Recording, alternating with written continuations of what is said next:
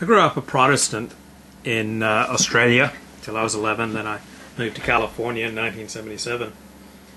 And the center of our faith, of course, as a Protestant, is individual salvation to the next world, to heaven. And I grew up loving movies that glorified the individual against the group, such as 1966 movie A Man for All Seasons. Then I converted to Judaism, and in Judaism the focus is not on the individual, it's on the community. So I'm studying the book of Leviticus with these Dennis Prager tapes, and it talks about if people have skin disease, it's scaly, and you put the infected person into isolation for 7 days.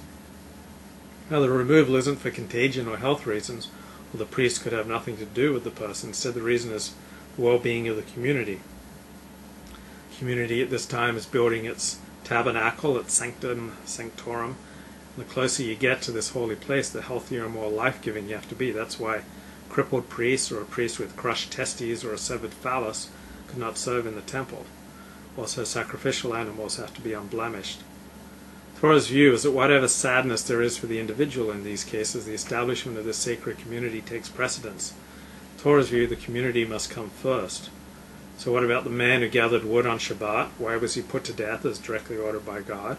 Because God's trying to create a holy community, which means life-centered, trying to separate it from the evil all around it. So when a guy publicly defies the Ten Commandments, publicly defies the seventh-day Sabbath, and the fourth commandment, he's trying to overthrow the entire attempt to make a better community. So if this guy was in his tent writing letters, which is also a violation of Jewish law, nobody would have bothered him because he was doing it in private. Big distinction in Judaism, in Jewish life, between what you do privately and what you do publicly. Because when you do things publicly that are against your community's norms, it's a form of massive rebellion. So the hunchback priest could slaughter turtle doves on the altar, but the Torah wants priests who are wholly healthy.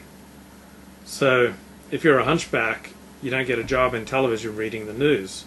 You can read the news, you might even do it better because you're already hunched over and looking down.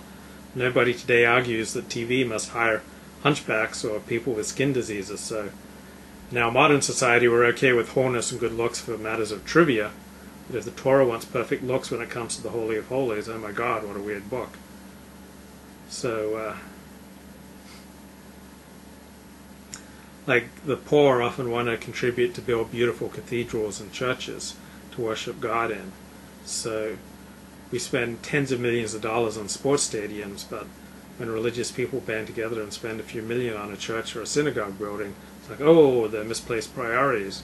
But why shouldn't we have beauty as a road to God?